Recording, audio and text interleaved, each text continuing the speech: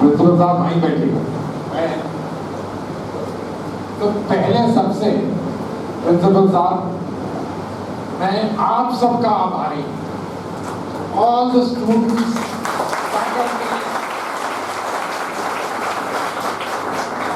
Of course principal साहब, general साहब यहाँ पर, professor Arvind Kumar, Rishikesh, thank you very much. Salim ji बहुत धन्यवाद, और वो तेज प्रताप जी मेरे पुराने मित्र, वो यहाँ से अभी बैठे हुए, थैंक यू वेरी मच।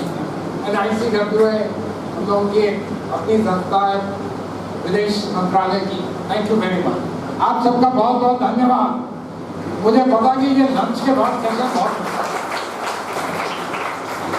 मैंने अपनी सारी उम्र यही किया है कि लोगों को लंच के बाद फिर से जगा दिया कि चाय का समय जरा अच्छा है। तो अब मैंने प्रिंसिपल साहब को कहा कि देखिए अब एयर कंडीशनर तो है नहीं, कोई फर्क नहीं, लेकिन परिश्रम तो किया जाएगा और करवाया भी जाएगा।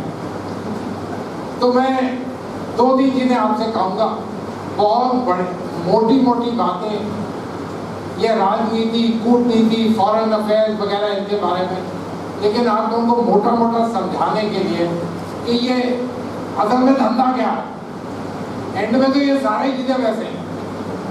तो आप सबका बहुत बहुत हृदय से मेरा धन्यवाद। मैं गोरखपुर वैसे पहले आया हूँ, ऐसे बात नहीं है कि मैं पहली बार आया, मैं नेपाल में एम्बेसडर था। आप लोगों को शायद कभी एक अजीब सी बात पूछूं, गोरखपुर में सिख परिवार हैं, आप में से कोई बताएं?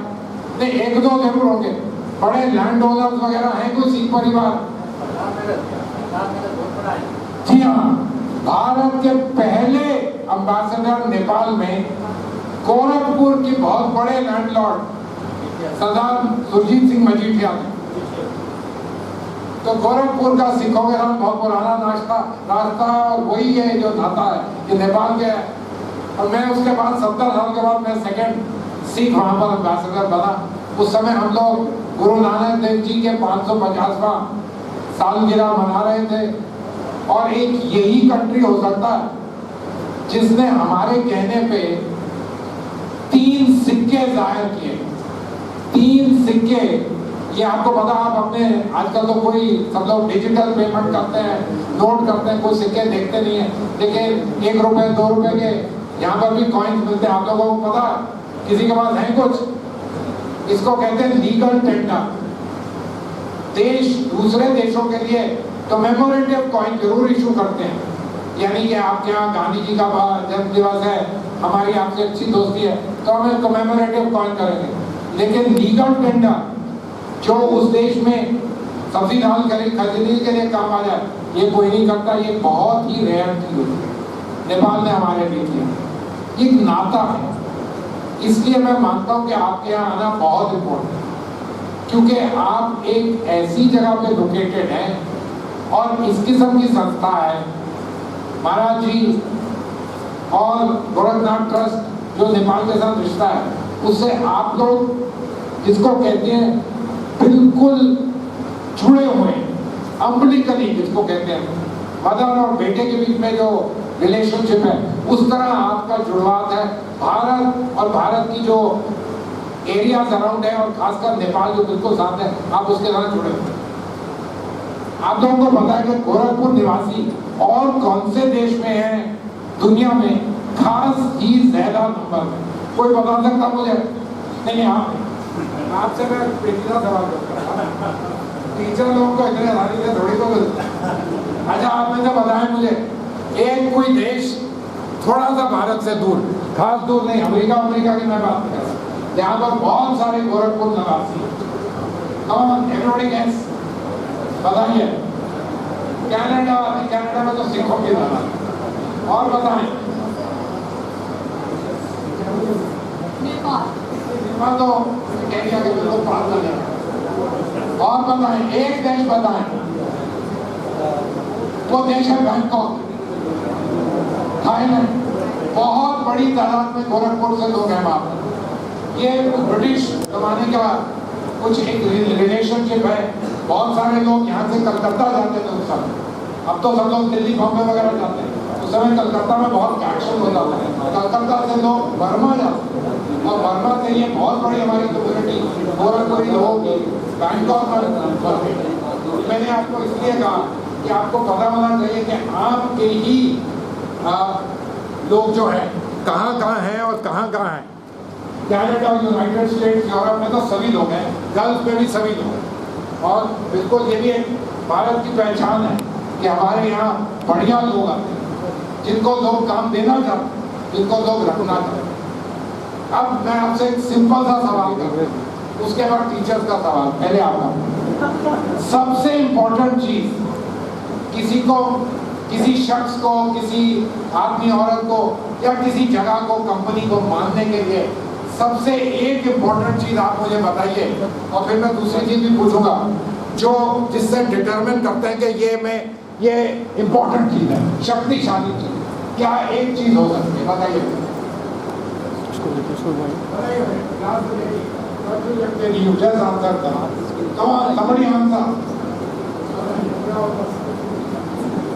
इधर आइए।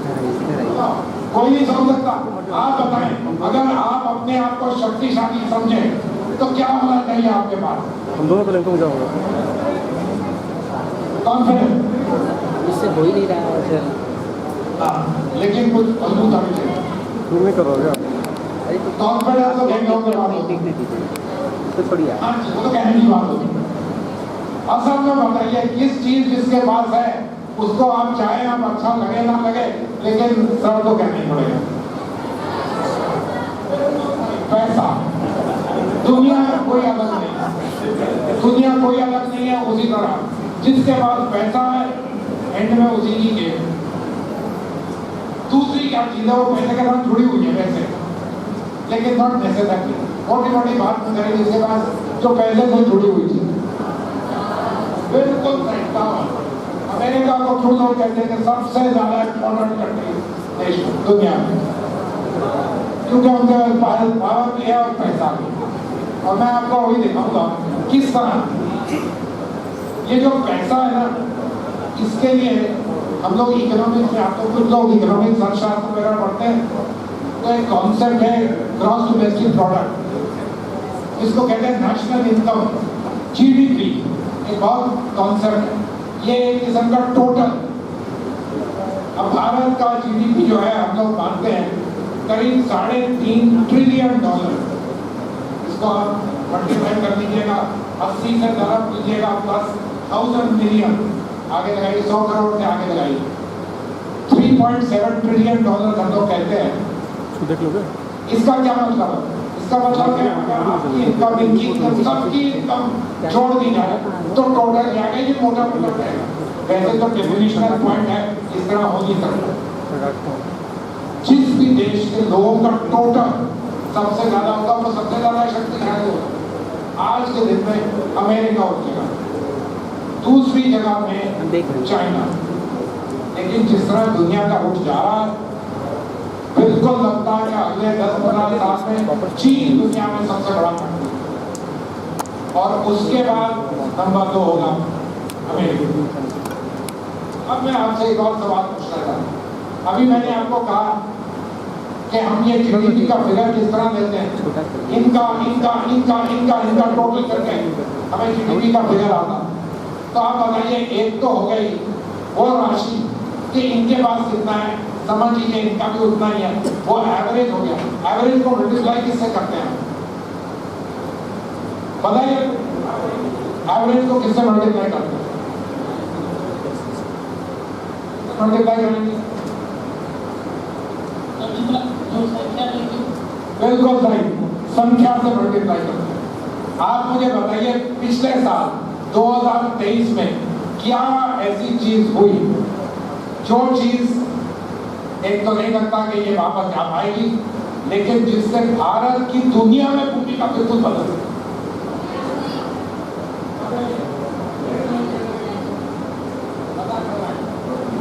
बिल्कुल सही, I am so happy to hear this. मैं ये लेक्चर अपने फॉरेन सर्विस के प्रोफेशनल कैंप ऑफिसर बहुत जवाहरलाल नेहरू यूनिवर्सिटी में देता हूँ। वहाँ पर पता क्या किस्म के मुझे जवाब देते हैं, वी चेयर्ड द G20, ये वो यार फिर दोबारा नहीं। एक चीज जो हमेशा के लिए हो गई, we have become the largest country in the world. हम यहाँ पर बैठे तो अपना सिर पकड़ते हैं, अरे यार इतने सारे लोग आ गए। अरे भाई दुनिया कितना देखती है, आपके पास खरीदारी के ज़्यादा अवसर है, आप दुनिया के लिए बड़ी मार्केट है, आपका GDP जबरदस्त है, आप में पावर है, आवक में शक्ति है। तो लोग पैदा होने की ये नहीं है तो उसकी प्रॉब्लम नहीं है, लेकिन सबसे इम्पोर्टेंट है उसकी शक्ति बहुत जबरदस्त है और दुनिया के लिए टिकेगा, ग्लोबल गवर्नेंस। अब मैं आपसे एक सवाल करने वाला हूँ, इसके बाद हम आपके फैकल्टी मेंबर से सवाल करेंगे। ये बताइए कि चाइना को इतनी ज्यादा माहिरता दुनिया में क्यों मिलती है?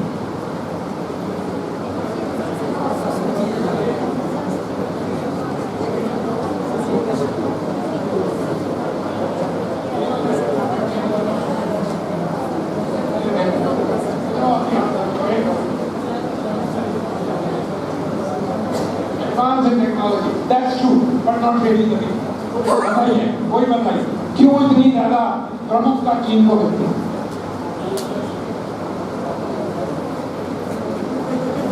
बताइए, अरे बोलिए, कोई ऐसी बात नहीं, बोलिए।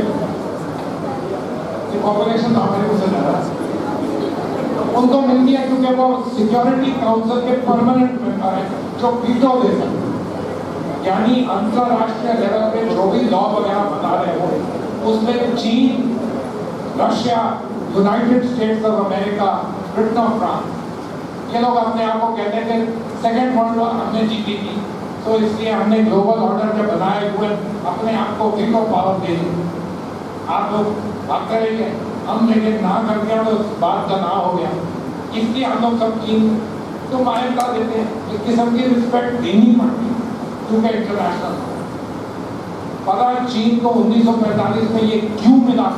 चीन तो नहीं जीता था द्वितीय और सेकेंड वर्ल्ड वॉर, वो तो रशिया, USA और ग्रेट ब्रिटेन जीते थे। जर्मनी और जापान पर आए थे, उसको इसलिए दिया क्योंकि एक बड़ी इंपॉर्टेंट चीज होती है दुनिया में, यही नहीं कि मैं शक्तिशाली हूँ, मैं बहुत बड़ा हूँ, मैं भी नहीं हूँ, लेकिन मैं आपके सामने जब पेश आऊँ तो आपको एक्सेप्ट करना चाहिए कि मैं सिर्फ मेरी तलवार के बलबूते पे मैं अच्छे काम भी करूँ। उसमें ये वर्ड होता है इंक्लूजन। सो जिस तरह जर्मनी और जिस तरह ग्रेट ब्रिटेन, USA और रशिया तो शक्तिशाली देश वर्ल्ड वॉर जीते, उन्होंने कहा चीन को भी दे दिया। ये दुनिया का सबसे बड़ा देश है, लेकिन ये जीतने वाले नहीं है, ताकि सारी दुनिया में एक किस्म की फीलिंग होती है कि सिक्योरिटी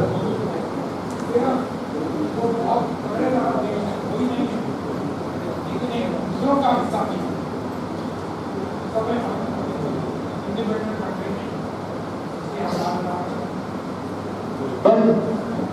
ये जो पॉइंट है कि लॉ जो बनता है और जो सोसाइटल माहौल बनता है उसमें एक्सेप्टेंस और एक्सेप्टेंस में इंक्लूजन बहुत इंपॉर्टेंट। अगर आप एक चीज करिए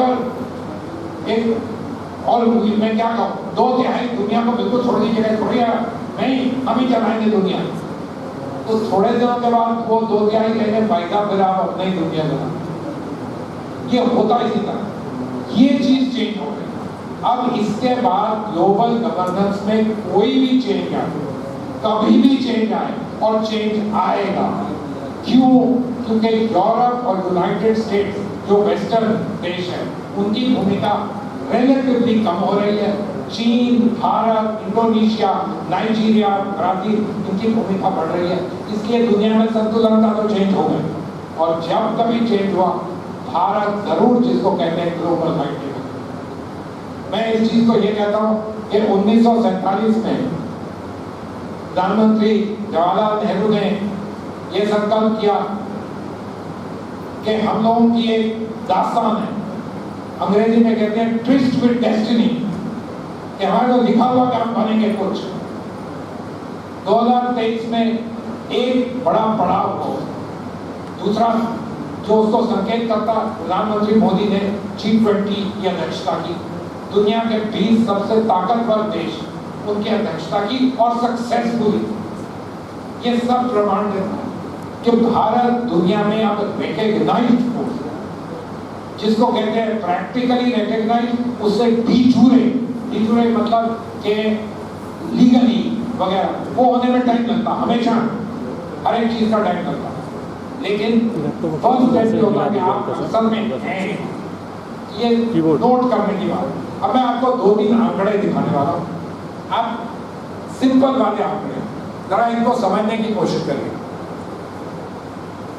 sir, can we see the slide show? Just take a few minutes more.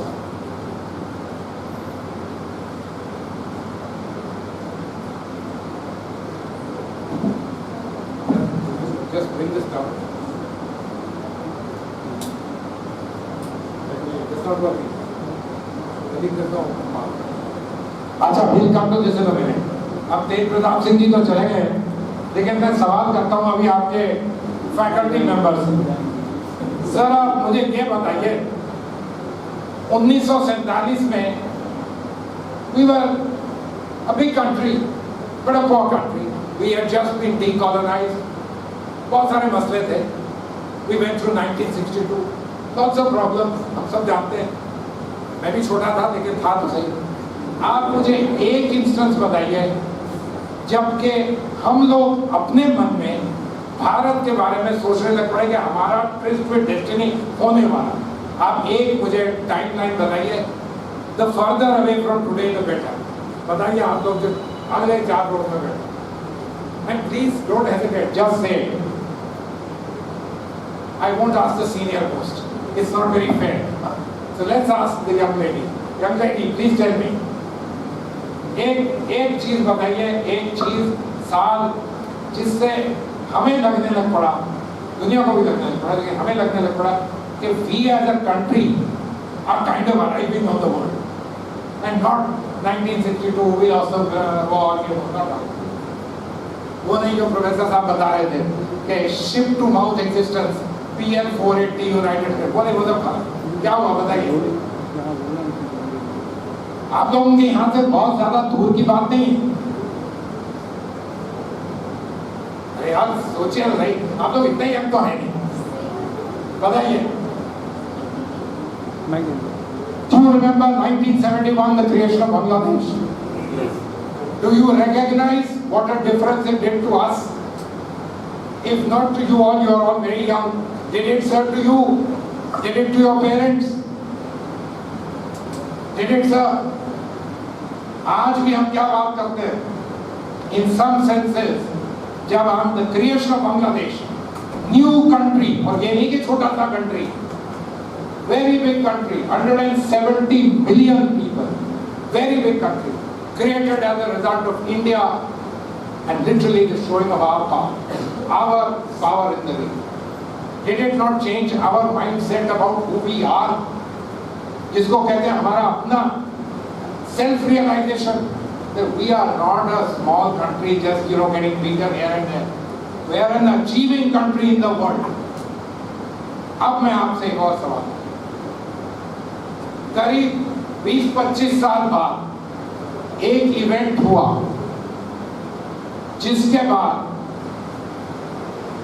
ये कोई पावर वाला इवेंट नहीं था, कोई गन्स नहीं चली, कोई कॉन्क्वेस्ट नहीं हुआ, लेकिन एक कोई ऐसी चीज हुई जिसके बारे में प्रोफेसर अरविंद कुमार ने तो अभी मेंशन भी किया, आप लोग जरा सोचिएगा, जिसके बाद आप लोगों के बीच में भी और हम जैसे सो कॉल्ड थिंकिंग क्लासेस के बीच में तो सर्टनली हम लोगों की अपने भारत के बारे में हमारी छवि बस ऐसी हो कि अब तो हम अराइव हैं।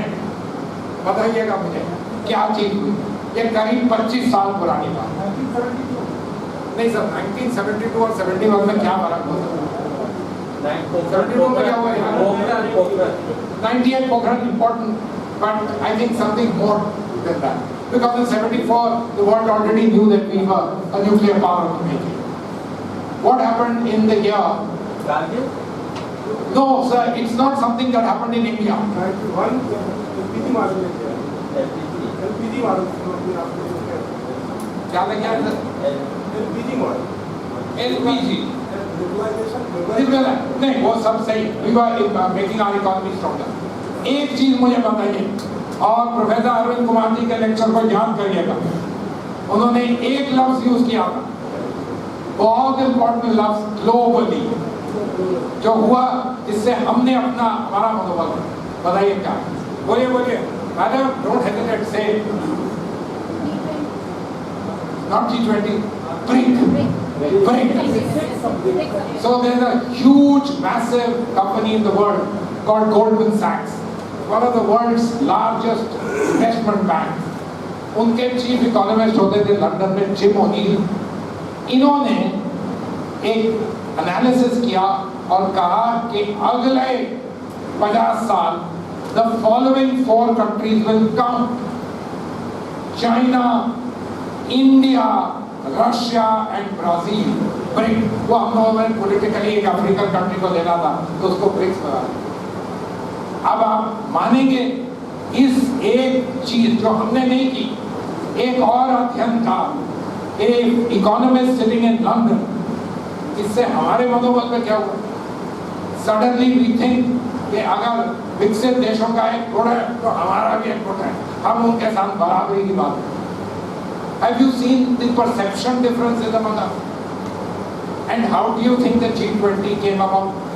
It came about precisely because there was a BRIC.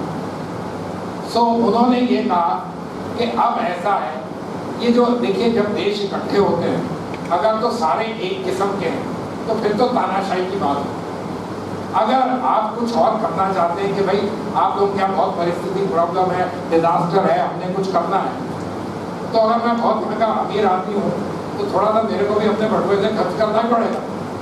तो ये जो पावर है, it doesn't come without a cost, it come with its own responsibility, and at the global level ये बहुत ज़्यादा हो। 2008 में ग्लोबली बहुत ज़बरदस्त इकोनॉमिक डाउनटर्न। पुराने ज़माने में क्या होता था, जितने वेस्टर्न कंट्रीज हैं 6-7 वो इकट्ठे होते थे, सारा पैसा खुद डालते थे और लोग निकल आते थे। 2008 में उन्होंने कहा हम नहीं करेंगे, लेकिन चाइना को जरूर बीच में डालिए। इन्होंने बहुत पैसा कमाया, बहुत मजा किया हम लोगों के ऊपर। किसी ने ये कहा सिर्फ चाइना नहीं, आगे इंडिया भी आ रहा है, इसको भी ले लें। इस तरह G20 बना। G20 बना basically because there was the BRICS and it changed the entire concept. I want you all to remember, we are now a country with a great deal of self-confidence. So I take you now to what Professor Arvind Kumar was saying. आज हम में एक क्षमता है, non-alignment, there is a degree of defensiveness. भाई आपने लड़ाई हो रही है, मैं इधर। Multi-alignment, आपने लड़ाई हो रही है, मैं साइड नहीं लेना चाहता, लेकिन मैं हूँ वहाँ पर भी। This comes out of having that confidence that you are what you are, and you have grown, and you will be what you are. And that is why this importance of the idea of multi-alignment. BRICS leads to multi-alignment. और ये ज़्यादातर काम पिछले 10 साल में हुआ, Modi ji prime minister थे, his own very persuasive engagement with all leaders in the world. मैं ये यूक्रेन को छोड़िएगा, the West, with the Russians, with everybody, persuasive, strong engagement. Reason behind that is all of you, your numbers, India's GDP number, but his own personality. And when you bring all these together, the world sees a changing India. उसके बाद हम politely उसको विश्व गुरु कहें, विश्व मित्र कहें, जो मर्जी कहें, लेकिन important चीज है, the world sees in you an interest for them. और क्या interest है? अगर मैं यूनाइटेड स्टेट्स हूँ तो आज के दिन में मेरे को 2 इंटरेस्ट हैं मोटे मोटे। एक, मेरी चीन के साथ भिड़प में कौन आ सकता है काम और कौन यूजफुली काम आ सकता है। एक छोटा सा देश कहीं ना कहीं बैठा हुआ कहीं मैं आपके साइड में, लेकिन वो क्या करेगा? इंडिया इज नॉट अ छोटा होता देश, huge big country. If it comes on your side it makes a difference in the global politics. The other thing is what does any country want to do? It wants to maximise its own wealth. अपना trade बढ़ाओ, अपना investment बढ़ाओ, ये करो। जो India की economic size है, we are a country of major interest to the West. इसलिए कई बार हम लोग जब चुई मुई करते हैं तो वो कहते हैं कोई फर्क नहीं यार, धंधा अच्छा है। अगर ये रशिया से तेल खरीद ले कोई फर्क नहीं, क्योंकि हमने रशिया से तेल खरीदा तो अमेरिका में कम प्राइसेस नहीं बढ़ेंगे। हमारी ये क्षमता है। And this has all happened during Prime Minister Modi's tenure. Naturally, he has every right to benefit. But this is all fundamentally due to globalization and demography. You are grazing my word though. But you have to take advantage of the situation. Situation to aapke samne. So I'll stop here. I'm happy to take questions from you all. I want you to understand. I want you to understand that international relations, चाहे हम इस चीज को बोले ना बोले, बोलने की जरूरत नहीं, सिर्फ समझने की जरूरत, is a power game of nations. It's about hegemony. It's a very big word. I don't know how you describe it in Hindi. बस sir 2 minute. But paisa matters, power matters, and these are the key things that matter. When this thing will come up, I'll show you a slide. Just one slide I want you all to see of where India has gone and the changes that have taken place in terms of India and the world. It's a slide worth seeing because it puts in perspective आप सब लोगों के लिए कि हमारा बदलता हुआ भारत कितनी तेजी से दुनिया की ये जो सीढ़ी है उसके ऊपर कैसे चल रहा है। बहुत बहुत धन्यवाद।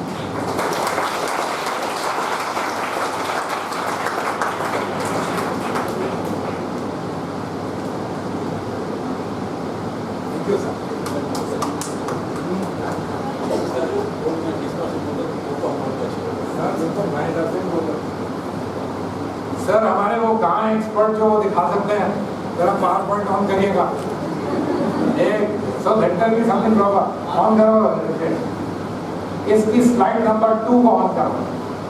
ये दिस टेक्स यू स्ट्रेट, या बस यहीं रखिए। This is exactly what professor Arvind Kumar said. उन्होंने कहा great power in the world, ये ग्रेट पावर वगैरह हम लोग पुराने समय में यूज करते थे for these countries like Great Britain वगैरह। Let's use the word leading power. अभी हम लोग बन रहे हैं ग्रेट पावर, उन्होंने भी यही कहा। आप जरा फिगर्स देखिएगा तो मैं आपको एक हंस के थोड़ा सा चुटकुला सिखाता हूँ। कोविड के बाद प्रधानमंत्री मोदी मेरे ख्याल 2021 या कहीं फ्रांस में एक स्टेट विजिट पे, उससे पहले वो 2016 में फ्रांस में गए थे स्टेट विजिट पे, 2015 में गए थे जब Paris agreement on climate change हुआ। तो मुझे टीवी पे एक पत्रकार ने पूछा कि बुरी साहब बताओ 2015 और अब में फर्क क्या है। तो मैंने कहा मैं आपको बताता हूँ, आप सुनने के लिए रेडी हो? मैंने कहा बिल्कुल रेडी है, ये इंटरनेशनल न्यूज चैनल था। मैंने कहा main difference is that then France was number 5 in the global ranking of countries of GDP. Now France is number 6 and India is number 5. वो बिल्कुल हक्का बक्का नहीं गया। This is the financial time for you, my friends. This is the state of things. वो कह रहा है दुनिया में, इंडिया चाहे हम कुछ ना करें, we will become the 3rd largest economy in the next 10 years. And the general predictions are कि 2070 में we will become the 2nd largest economy, larger than the United States of America, on the strength of our numbers of people. और देखिएगा सब European economies तो हट गए, Japan भी लुढ़कता लुढ़कता जा रहा। It's Indonesia, Nigeria, Brazil which are coming to the fore. I stop by saying संख्या मैटर करती है। All the best.